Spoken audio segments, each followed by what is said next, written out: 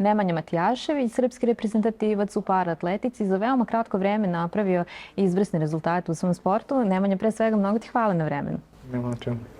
Tvoja sportska priča, kao i mnogi deci, počela je na terenima u dvorištima. Kada si ti shvatio da sport za tebe nije samo igran, već da je nešto što te duboko pokreće? Pa, shvatio sam to sigurno od malih nogu kad smo krenuli, stvari to što ste rekli, od igre u dvorištu, igre na terenima iza zgrade, na livadama. Tako da od tih malih nogu sam tu shvatio da volim sport, volim takmičenje, volim da pokažem drugima šta mogu, volim pokažem koliko sam dobar u tome, tako da od tada se krenuo. Probao si različite sportove, od fudbala, tenisa, bilijara. Šta je ono što si naučio iz svakog sporta? Iz svakog sporta sam poneo različita iskustva, ali donekle koliko god su ti sporti različiti, iskustva su bila slična. Znači, pre svega to je da moram da se nekada u datom trenutku pomerimo sa nekim svojim ograničenjima. To mi je dosta teško padalo, pogotovo nekim porazima. Drugo jeste, baš sam dovezao na te poraze, da nijedan poraz nije smak sveta.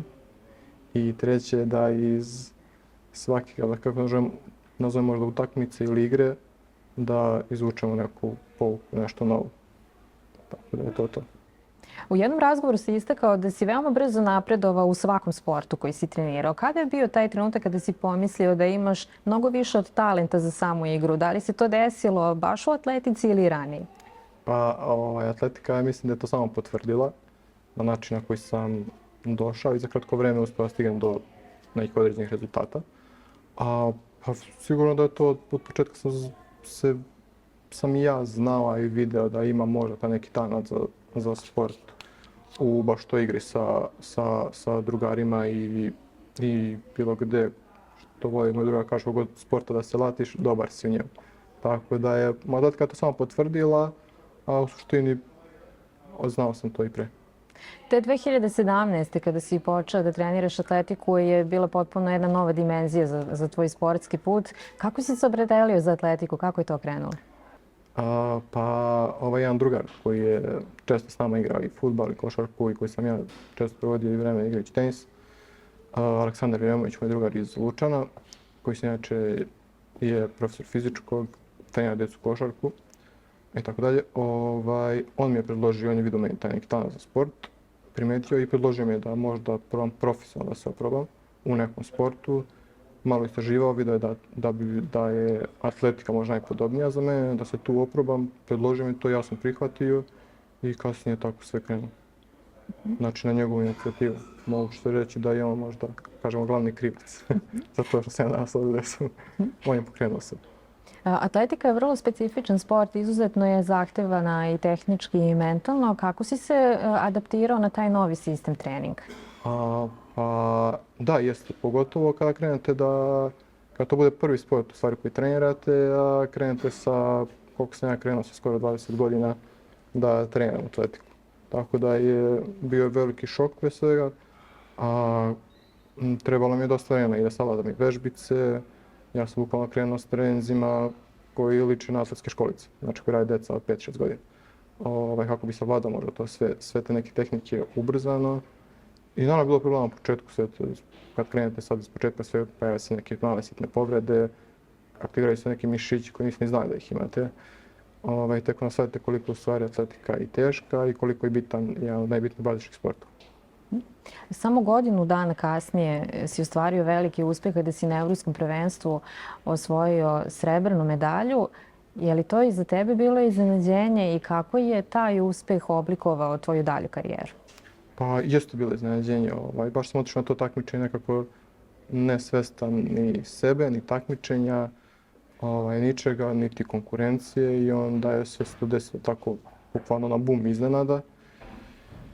I to je, ja bih volim da kažem da je taj Berlin i ta 2018. ta srebrna medalja bila definitivno i prekretnica gdje je sve to postalo ozbiljno i digli se na neki viši nivo. Mislim i do tada je to bilo, bilo je to sve nekako, kako se izrazim, nije bilo toliko na toliko velikom nivou kao posle toga. Možda i sa moje strane, se tiče doze neke ozbiljnosti i svega, onda sam ja vidio da u stvari od toga možda bude nešto veće. Nisi dugo čekao na svoj sledeći veliki rezultat, pošto si u Dubaju na svetskom prvenstvu osvojio 5. mesto. Kako sada iz ove perspektive gledaš na taj svoj brzi uspon i kakav je mentalitet bio potreban za tako nešto? Pa i to je nekako možda došlo, to svetsko prvenstvo isto brzo, odmah sljedeće godine, odmah nakon tog evropskog. Toliko brzo da i dalje nisam bio svestan tih nekih stvari, nekako možda baš zbog toga i neke te moje, dalje da kažemo, nekog tolikog i opuštenijeg pristupa. Mislim da se to urodilo nekim rezultatima, naravno, kada shvatite neke stvari, kada se može nekad ozbiljnije prihvatiti neke stvari, očekivanja postanu veća, pritisak postane veći i sve to sa sobom nosi neku određenu odgovornost. Ovako i sve dalje to bilo sveže i neko sam mogu i dalje, da što me kaže trener, na talent da ostvarujem neke rezultate. Kada dođeš na tako veliko takmičenje, koliko razmišljaš o konkurenciji, a koliko si okrenut samo sebi? Pa u atletici, ja volim da kažem, dosta drugačiji koncept sporta nego ovih ostalih kojima sam se ja amaterski bavio pre atletike. Tako da dosta više sam okrenut ka sebi, nego ka drugima. U smislu, dosta je u atletici se taj akcent stavlja na sebi i pobediti sebe. Da oborite sad svoj lični rekord, jer kada oborite svoj lični rekord, znači pobedili ste sebe. U tom smislu ostvarili jedan određeni uspjeh, ali naravno to ne mora znači da ste pobedili nekoga drugog. Možda i jeste, možda i niste, ali u smislu da dosta koliko zavisi od vas, toliko zavisi i od konkurencije. Kada govorimo o sportu i pripremama, sve češće se govori i o tom mentalnom aspektu. Kako tome pristupaš? Pa ću se sad na to prošlo pitanje, ono sam baš da se totalno što se tog mentalnog pristupa tiče, da se skroz nekako promenim, i mislim da i danas nisam potpuno to uspeo, jer je baš, kao što sam malo pre rekao, teško je da se takmičite protiv nekoga, ali u suštini se i takmičica i ne takmičica ne znači razumeti ljudi. Jer nekako ne možete vi sa njim da izađete, što se kaže, u duel neki, možete, mislim, to je takmičimo se ko će skočiti više. Ali ne mogu ja sad, pa najlakši primjer da kažem nekako i kada se sastanu dva tima u fudbal košarci nebitno, da jedan favorit izlaziti, drugi je outsider, postoji opet postoji šansa da može svašta se desi da taj outsider pobedi favorit, što se često i dešava u sportu. A u atletici to je baš teško, baš retko i teško će se to desiti baš zbog toga što kažemo ako neko jednostavno skače taj rezultat koji skače, ja možda mogu da skočim, da pomerim svoj lični rekord, ali možda to nije dovoljno da preskočim tog momka koji je tu pored mene. Tako da, opet svećam to koliko zavisi od vas, toliko ne zavisi. I onda taj mentalni deo, to je teško nekad pomiriti se s tim. A da li se služiš možda nekim mentalnim tehnikama, vizualizacijom, meditacijom i tako dalje? Pa, vizualizacijom da, dosta. Pogotovo i na treninzima i na takmičenju i kući i pregledam, ja imam običaj da kada uzmem da gledam telefon i te snimke sa skakanja, da po 2-3 sata se gledam i da analiziram. Služim se naravno i pa da li mi pomaže, da li mi odmaže, ne znam. Nekad se trener iz nera kaže, pusti taj telefon, dosta si više, ne gledaj više, ajde dobro. I tako da, ne znam da li pomaže i odmaže, ali svakako služim se. Mislim da svakako pomaže. Ishrana i adekvatan oporavak su veoma važan deo tog mozaika. Koliko ti je izazovno da uskladiš sve to? Pa, pre je bilo dosta teže, sad godinama steknete iskustvo, steknete neku i odgovornost, pa i prema sebi i prema drugima, i prema treneru, prema svima ostalima koji vam pomažu na tom vašem putu, tako da sada nije toliko teško, ali ume da bude teških dana i da nekada mi je stvarno, pogotovo kada vam ne ide na treninzima, kada ne ide na takmičenjima, sve vam bude preko glave. Ali uspijem da izguram dosta dobro, ja bi mogu da kažem. Ne baš najbolje, može i bolje, ali trudim se. Ono što je san svakog sportiste su svakako olimpijske igre. Na paraolimpijskim igrama u Tokiju si ostvario zapažen rezultat i stekao veliko iskustvo. Osim samo tog rezultata, šta je ono najdragocenije što si poneo iz Tokija? Pa iz Tokija te prve paraolimpijske igre definitivno iskustvo paraolimpijskih igara.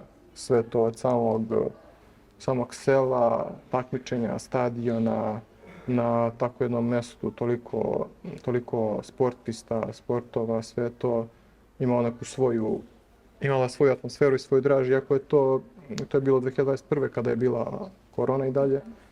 I dalje su važile te neki striktni propisi, nosili smo maske, nismo mogli da napuštamo selo. Da je to bilo nekako, da kažem, nije bio pun čar paraolimpijskih igara, naravno i olimpijskih pre toga, ali dalje imalo je tu svoju neku, da kažem, čaroliju. Baš dosta se razlikuje od evropskog prvenstva i od svetskog prvenstva i bilo kod drugog takmičenja. I tu sam iskočio slično rekord koji dan danas stoji. Tako da, to mislim da govori dovoljno o tom takmičenju. 2023. godina donosi još jedan veliki rezultat, a to je bronzana medalja na svetskom prvenstvu. Tada si i obezbedio vizu za naredne olimpijske igre. Šta ti je prošlo kroz glavu kada si shvatio da si među 3 najbolje na svetu i da ponovo ideš na paraolimpijske igre? Pa evo sad je rado se sjetim tog trenutka kada mi izbavi osmeh na lice. Pa neko otišli smo na to takmičenje bez nekih velikih očekivanja. Pre toga sam se i zato što sam pre toga imao neku malu povredicu. Otišli smo nekako skroz opušteni, skroz bez nekih, tako kažem, velikih očekivanja i na kraju smo uspjeli da osvojimo bronzanu medalju, što je, evo, da stoji kao moj najveći uspjeh do sada. Sjećam se da sam baš skakao 5. skok i da me u tom 5. skoku zabolao to kolno koje me bolilo pre takmičenja. I nisam mogao da skočim 6, samo sam rekao da neću moći skačem 6. skok koji je posljednji. I ništa on je rekao šta sad da se izujem, da odmorim, pa da vidimo šta će biti. On je bio skroz, nekako bio opušten, rekao je ovo isto sjajno, da smo došli, šta smo uradili, stvarno super, pa šta bude, neka bude. I sjećam se da sam se trepeo kad je došla posljednja serija i kada je taj momak koji je bio 4. Inače iz Francuske, imao je domaću publiku. Baš sam mislio da će me preskočiti, ali na moju sreću nije, prestupio je. I kad sam vidio da je prestupio, samo sam ustao i počeo se radujem. I dalje mi je ostao taj moment, onako srećan i lepo. Za ovakve uspjehe sigurno da je zaslužen i tim koji stoji iza tebe. Ko ti je sada najveća podrška? Pa na prvom mjestu kao deo tima to je trener s kojim radimo od te 2017. godine. Na drugom mjestu sigurno moja supruga i mislim da je to mali tim, ali dosta dobar. Naravno ima tu još dosta ljudi, moj fizio i moj drugar Slobica, dosta tu drugih i ostalih drugara sa treninga, mojeg društva sezoni podrška, svi su uvijek tu da se nađu kada je to potrebno. Da je to neka mala pomoć i velika pomoć, ja kažem, i svako vezivanje percla na treningu meni znači, tako da volim ti mojim drugarima treninzima da se izvinim, kažem što ih maltretiram svaki dan da vezuju pertle, ali ne zameram. Tako da eto. Iza svih tih vrhunskih rezultata stoji mnogo onih dana nevidljivih, dana discipline, odricanja i tako dalje. Koji moment iz tvoje karijere misliš da ti je do sada bio najteži i kako si prevazišao to? Pa najteži mi je bio moment kad sam se pred odlazak na paraolimpijske igre u Parizu 2024. godine povredio 3 dana pred put, baš sjećam se da je bio 24. Ne, bio 21. august, sreda, trebali smo u subotu da putujemo. To je bio posljednji skakački trening i na tom treningu sam se povredio, trebao sam da doradim nešto malo, možda 2 skoka da skočim. Ja sam u prvom skoku već, kad sam skočio u jamu, nezgodno sam skočio, izvrnuo sam nešto u levu nogu i pokidao prednjokušne ligamenta na levom kolenu i to je baš težak udarac. Svaki sportista će znati da je to jedna od težih sportskih povreda, iziskuje dugu pauzu, operativni zahvat, svašta nešto i onda povreda koja možda završi sportsku karijeru. Tako da mi je to dosta teško palo. I sam neodlazak na paraolimpijske igre za koje sam, mislio sam u tom trenutku baš dosta bio spreman, jer sam bio i konkurent za medalje, mislim definitivno jesam kao i uvek. I kasnije i sve što je ta pobjeda nosila sa sobom i oporavak i povratak na stazu, dosta vremena, dosta fizički i psihički zahtjevno. Tako da je sigurno to najteži trenutak u karijeri. U sportu svakako da postoji ta želja za pobedom, ali šta je ono, osim tih medalja i uspeha, što je za tebe najveća pobjeda u sportu? Pa, možda ta borba koju atletika nosi sa sobom, to je da pobedite samo sebe. Baš je to neka, mislim da rijetko koji drugi sport to nosi kao atletika. Dosta već sam stajao na borbu sa samim sobom i to mi se sviđa. Aj sad sam izvojio atletiku, ali i kod sporta samo i kod drugih sportova jeste to baš ta želja da svaki dan se vratite na trening i da pokušate više i da budete bolji. I to nešto ga krasi i što meni prije. Srbija sad ima dobru generaciju paraatletičara. Kako je raditi u tom okruženju i kako međusobno podržavate jedni drugi? Pa super je, baš je lepo. Meni uvek izmami osmeh na licu, uvek se sjetim tog Berlina i prvog takmičenja. Sjećam se da nas je tad bilo, mislim, 12 takmičara koji smo otišli na to evropsko prvenstvo, ali smo sa 13 medalja. Tako da su neki ljudi su osvojili, samo jedan momak nije osvojio medalju, svi smo ostali osvojili medalje, neki su osvojili čak i po dve. Sjećam se da je bilo baš da svaki dan je neko imao neko takmičenje, da je neko bio na terenu i uvek su, što se tiče tribina, svi od naših i sportisti i treneri, svi su uvek bili na tribinama i podržavali jedni druge. Jedna baš lepa atmosfera vlada, svi se raduju i svom uspehu i tuđem, pre svega tuđem, naravno i svom, i lepo to izgleda. Kako izgledaju tvoji dani kada nisi na atletskoj stazi? U čemu uživaš u slobodno vreme? U krevetu i odmoru. Pa sad u zadnje vreme dosta samo koristim svaki dan pauze, pošto su retki, da se odmorim, da iskoristim to vreme da sa suprugom dam negdje da prošetam, da se provozam, bar iskoristim taj dan najbolje moguće, ali uglavnom je ti dani protiču u odmoru i uskočavanju tog vremena najbolje moguće. Kako gledaš na trenutnu situaciju u atletici u Srbiji? Pa što se tiče redovne atletike, volim da pratim redovnu atletiku, volim da pratim naše sportiste, atletičare, pošto sam dosta vezan i za redovnu atletiku, pošto moj trener ima dosta više redovnih atletičara nego ja sam jedni paraolimpijac i još jedan drugar. Tako da sam i upoznat sa dosta naših atletičara i u kontaktu i volim da gledam i trenutno izgleda mi to sve okej. Ivana Španović je sad na zalasku svoje karijere. Kao neku naslednicu nje mogu da izdvojim definitivno Angelinu Topić, koja je devojka sjajna, koja već za koliko ima 20 godina uspela da osvoji i evropske medalje i svetske medalje. I mislim da će je naslediti, ako ne i prevazići. Tako što s toga tiče, mislim da je na dobrom putu, ali definitivno ona jedna sama ne može da nosi cijelu našu atletiku. Definitivno morat će još neko ne mora ništa, ali bilo bi lepo da se još neko pojavi i da to nastavi u nekom pozitivnom smeru, da posle Ivane, sada evo posle Angeline, da se pojavi još neko i da se nastavi trend dobrih srpskih atletičarki, a nadam se atletičara. A što se tiče paratletičara, to mi se okej za sad situacija. Dosta dugo vremena sam ja bio od najmlađih reprezentacija, da se pojavio još jedan momak koji je trenera sa mnom, koji je kod trenera, Dule Knežević. On je isto sjajan momak, samo 18 godina, veliki talent i mislim da će on isto lepo što se pojavio tako neko mladi paraatletici. I mislim da je njemu svetla karijera stoji u budućnosti, ali bilo bi isto također lepo da se pojavi još neko, pogotovo pa atletici gdje teško se pojavljaju novi takmičari, dosta teško. A i ostali svi mi već imamo, ja imam 27 godina, ne znam koliko ima Saška, ona je starija od mene, da nabrajam ostale koji imaju već 30-40 plus. Tako da bilo bi lepo da se još neko pojavi. Šta je ono što te očekuje u narednom periodu? U narednom periodu očekuje me Pa, dosta teških treninga. Sljedeće godine se nadamo da će biti evropsko prvenstvo, pošto nije bilo te 2021. kada su bile igre, to je već 5 godina. Sve korona bila poremetila i onda se ono nije više ni održavalo.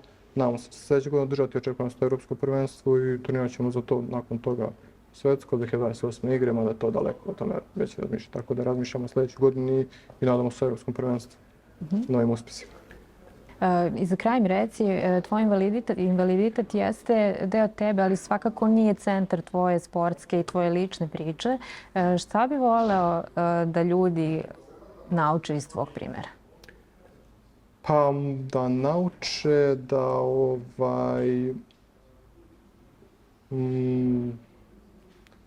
mogu reći da koliko god se nešto činilo, da kažemo loše, da ne budem pregrub, ali mislim da postoji neka stvar koju možemo da uradimo i da budemo u njoj dobri.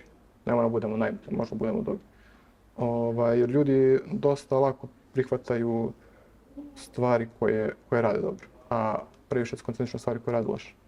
I onda kad se previše koncentrirate na stvari koje radite loše i koje ne možete da uradite, naravno da vas to frustrira. A kad bi se malo skoncentrisali na drugu stranu, na stvari koje već radimo dobro, da ne postanu samo tako, eto. Radimo ih i dobri smo i ne obraćamo pažnju na njih. Mislim da je bilo drugačije, tako da je u suštini da se više okrenemo ka pozitivno nego ka negativno. Eto. Nemanja, hvala ti mnogo još jednom što si govorio za dobre sportske priče i želim ti sve najbolje u nastavku. Nema na čemu i hvala vam. Šampion na stazi van je Nemanja Matijašević.